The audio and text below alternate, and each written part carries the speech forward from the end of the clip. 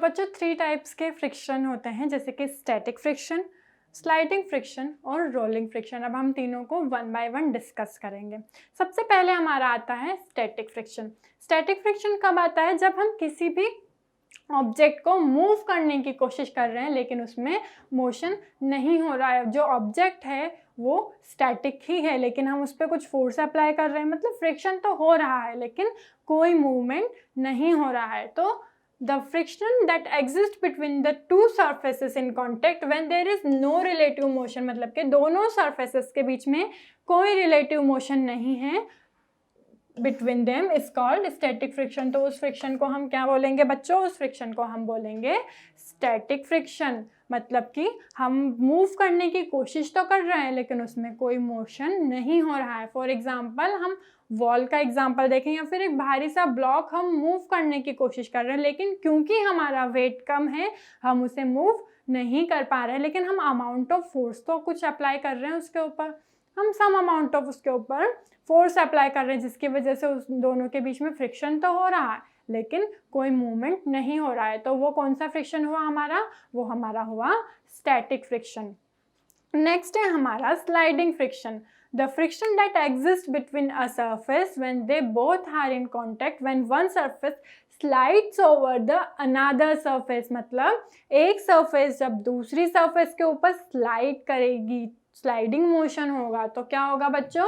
वो कौन सा टाइप ऑफ फ्रिक्शन होगा? वो हमारा होगा स्लाइडिंग फ्रिक्शन। फॉर एग्जांपल जो पर्सन है ये ब्लॉक को पुश कर रहा है, इसके ऊपर some amount of force apply कर रहा है, तो इसका मतलब है जो ब्लॉक है वो सरफेस के ऊपर स्लाइड करेगा। तो यहाँ पे कौन सा फ्रिक्शन हुआ बच्चों? यहाँ पे हुआ स्लाइडिंग फ्रिक्शन। एक और एग्जांपल हम देखते हैं। यहाँ पे जो एंट है ये इस ब्लॉक को आगे की तरफ मूव करने की कोशिश करेगी लेकिन जो फ्रिक्शनल फोर्स होगा वो हमारा होगा बैकवर्ड डायरेक्शन में, स्लाइड हो रहा है। जो ब्लॉक है वो टेबल के ऊपर स्लाइड हो रहा है बच्चों। तो ये कौन सा फ्रिक्शन हुआ? यहाँ पे हमारा होता है स्लाइडिंग फ्रिक्शन। नेक्स्ट है हमारा रोलिंग फ्रिक्शन। रोलिंग फ्रिक्शन कब आता है? जब एक ऑब्जेक्ट किसी सरफेस के ऊपर रोल करेगी, तो कौन सा फ्रिक्शन होगा बच्चों? रोलिंग फ्रिक्शन होगा। जैसे कि हम बॉल को रोल कर रहे हैं, हम बॉल को यहाँ से वहाँ तक किक कर रहे हैं, तो वो क्या होगा? थोड़ी दूर पर जाके रोल करने लगेगी, तो वहाँ पे कौन सा फ्रिक्शन हुआ बच्चों? वहाँ पे रोलिंग फ्रिक्शन हुआ। हम कार्ट को पुल कर रहे हैं, तो कार्ट और सरफेस के बीच में कौन सा फ्रिक्शन हुआ बच्चों? रोलिंग फ्रिक्शन हुआ। ठीक है। So, when an object rolls on the surface of another, the friction that exists between them is known as rolling friction। कौन सा फ्रिक्शन होगा बच्चों? Rolling friction. जब एक सरफेस के ऊपर कोई ऑब्जेक्ट रोल करेगी तो उनके बीच में जो मोशन होगा उसके अपोज में तो फ्रिक्शनल फोर्स होगा। कौन सा फ्रिक्शन होगा? रोलिंग फ्रिक्शन होगा। ठीक है। नेक्स्ट आता है हमारा difference between sliding and rolling friction. अब स्टैटिक फ्रिक्शन का तो हमें पता है, ठीक है, कि मूवमेंट नहीं होगा, कोई रिलेटिव मोशन नहीं होगा दोनों सरफेसेस के बीच में। लेकिन स्लाइडिंग और रोलिंग फ्रिक्शन में क्या होता है? मूवमेंट होता है। ठीक है। लेकिन स्लाइडिंग फ्रिक्शन में क्या होता है? जब एक ऑब्जेक्ट है वो स्लाइड करती है दूसरे ऑब्जेक्ट के ऊपर या फिर दूसरी सरफेस के ऊपर, तो वो हमारा क्या हुआ? स्लाइडिंग फ्रिक्शन हुआ। फॉर एग्जांपल ब्लॉक को हम टेबल पे मूव कर रहे हैं, हम बुक को टेबल के ऊपर मूव कर रहे हैं, फोर्स अप्लाई कर रहे हैं, तो वो क्या हुआ? हमारा स्लाइडिंग फ्रिक्शन हुआ।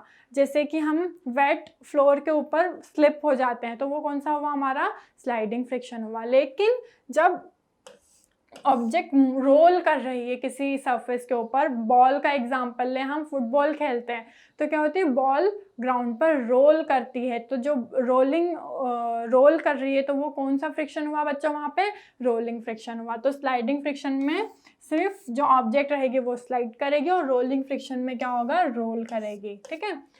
अब स्लाइडिंग फ्रिक्शन में क्या हुआ? Small part of sliding body is always in contact with the other body, मतलब कि एक छोटा सा पार्ट जो रहेगा वो हमेशा सरफेस के कांटेक्ट में रहेगा स्लाइडिंग फ्रिक्शन में।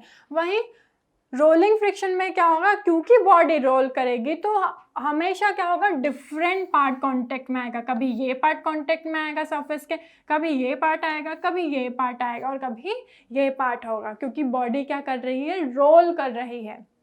So different parts of the rolling body gradually comes in contact with the other body, मतलब कि different parts क्या आते रहेंगे, contact में आते रहेंगे surface के। तो वो क्या हुआ बच्चों, rolling friction हुआ। तो हमें sliding और rolling friction में कभी भी confuse नहीं होना है, ठीक है। जहाँ पे body roll कर रही है, rolling motion हो रहा है, तो वो क्या हुआ, rolling friction हुआ, ठीक है। लेकिन जहाँ पर जो बॉडी है वो स्लाइड कर रही है सरफेस के ऊपर, तो वो क्या हुआ बच्चों, हमारा स्लाइडिंग फ्रिक्शन हुआ। फॉर एग्जाम्पल हम यहाँ पे क्वेश्चन देखते हैं, static friction is greater than sliding friction, less than sliding friction, equal to sliding friction और नन ऑफ दिस, ठीक है।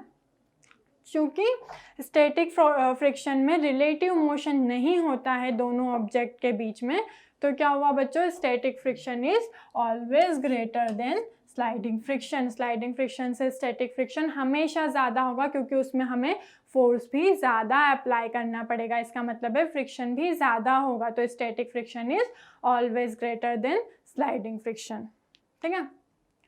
नेक्स्ट है हमारा rolling friction is greater than sliding friction, less than sliding friction, equal to sliding friction और none of this. तो rolling friction is less than sliding friction. क्यों बच्चों, क्योंकि रोल करने में हमें कम फोर्स अप्लाई करना पड़ रहा है देन टू स्लाइडिंग फ्रिक्शन में क्या होता है, हमें ज़्यादा अमाउंट ऑफ फोर्स अप्लाई करना पड़ता है, लेकिन रोलिंग फ्रिक्शन में हमें क्या होता है, कम अमाउंट ऑफ फोर्स अप्लाई करना पड़ता है। फॉर एग्जाम्पल हम कार्ट को मूव कर रहे हैं, तो कार्ट में क्या लगे हुए हैं, इस तरीके से पहिए लगे हुए हैं, व्हील्स लगी हुई है, तो उसकी वजह से क्या होता है कि वो आसानी से मूव कर जाती है सरफेस के ऊपर। वहीं अगर हम ब्लॉक को मूव कर रहे हैं या फिर किसी टेबल को जो कि बहुत ज़्यादा भारी है, हम उसे मूव करने की कोशिश कर रहे हैं, तो हमें ज़्यादा अमाउंट ऑफ फोर्स अप्लाई करना पड़ेगा, जिससे क्या होगा, फ्रिक्शनल फोर्स भी हमारा ज़्यादा रहेगा, ठीक है। तो बच्चों rolling friction is less than sliding friction. अब नेक्स्ट है हमारा advantages and disadvantages of friction, ठीक है। जब हम फ्रिक्शन की बात कर रहे हैं तो हमने तो बहुत सारे एग्जांपल्स देख लिए फ्रिक्शन के, हमने अभी तक जितने भी एग्जांपल्स देखे सब में हमें एडवांटेजेस ही एडवांटेजेस दिखे। जैसे कि हम हाथों को रब कर रहे हैं तो क्या हो रहा है, हीट प्रोड्यूस हो रही है, ठीक है, बॉडी में हीट जनरेट हो रही है। अगर हम आगे की तरफ चल पा रहे हैं तो वो भी तो फ़ायदा है, हम चल पा रहे हैं फ्रिक्शन की वजह से, ठीक है। लेकिन इसके कुछ डिसएडवांटेजेस भी होते हैं फ्रिक्शन की वजह से, ठीक है। So, it plays an important role in our daily life. It would be impossible for us to walk if there were no friction between the sole of our shoes and the ground. अगर ground और हमारे शू के soul के बीच में friction नहीं होगा तो क्या होगा बच्चों, हम स्लिप कर जाएंगे, ठीक है। जैसे कि वेट फ्लोर पर सरफेस बहुत ज़्यादा स्मूथ होती है, स्मूथ सरफेस होने की वजह से क्या होता है बच्चों, हम उस पर सरफेस सोल ऑफ शूज़ और सरफेस के बीच में इंटरलॉकिंग नहीं हो पाती, जिसकी वजह से क्या होता है, फ्रिक्शन बहुत ही कम होता है। और फ्रिक्शन कम होने की वजह से क्या होते हैं, स्लिप होने के चांसेस ज़्यादा होते हैं, ठीक है। अगर फ्रिक्शनल फोर्स नहीं होगा तो हम इतनी आसानी से सरफेस पे वॉक नहीं कर पाएंगे, ठीक है। नेक्स्ट है हमारा, it is because of friction that we are able to hold a pen. It is because of the friction between a pen and paper and that we are able to write. मतलब कि pen और paper के बीच में friction की वजह से हम बड़ी ही आसानी से पेपर के ऊपर लिख पाते हैं, क्योंकि जो पेपर की सरफेस रहती है वो रफ सरफेस होती है, ठीक है। तो उसमें क्या होता है, फ्रिक्शन होता है, जो फ्रिक्शन की वजह से क्या होता है, हम पेपर पे बड़ी ही आसानी से लिख पाते हैं, ठीक है। नेक्स्ट एग्जाम्पल है हमारा कार और बसेस का, अगर हम देखते हैं, ठीक है, तो उसमें क्या होता है, रोड और टायर के बीच में क्या होता है, इंटरलॉकिंग होती है रोड और टायर के बीच में। टायर में भी कुछ ऐसी सरफेस होती है जिसकी वजह से क्या होता है, वो रोड और आपस में इंटरलॉक हो जाती है, जिसकी वजह से फ्रिक्शन बहुत अच्छा रहता है और बहुत आसानी से अप्लाई होता है, इंट्रोड्यूस होता है। So car and buses are able to move on the road because of friction between the tyres and the road. किसकी वजह से? टायर और रोड के बीच में जो फ्रिक्शन होता है उसकी वजह से कार या फिर ट्रक या फिर बसेस बड़ी ही आसानी से रोड पर मूव कर पाती है। It is because of the friction between brake and shoe and wheels of automobiles that the automobile slow down and stop when the brakes are applied. Brake, shoes और wheels के बीच में भी friction होता है, जिसकी वजह से जब हम जैसे ही ब्रेक अप्लाई करते हैं वैसे ही क्या होता है, कार या बस स्टॉप हो जाती है।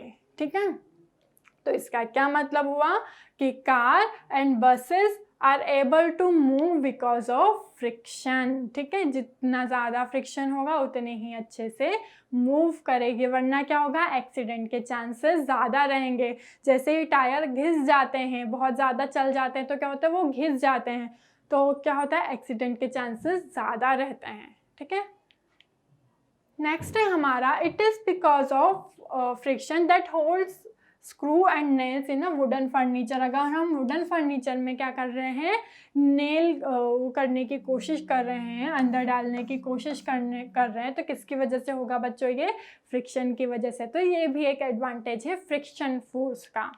नेक्स्ट है हमारा match stick. Match stick lights due to the force of friction. जो यहाँ की जो सरफेस है वो रफ सरफेस होगी, जिसकी वजह से जो मोशन प्रोड्यूस होगा उसकी वजह से क्या होगी, मैच स्टिक लाइट प्रोड्यूस होगी उसके अंदर। किसकी वजह से होगी बच्चों, फ्रिक्शनल फोर्स की वजह से।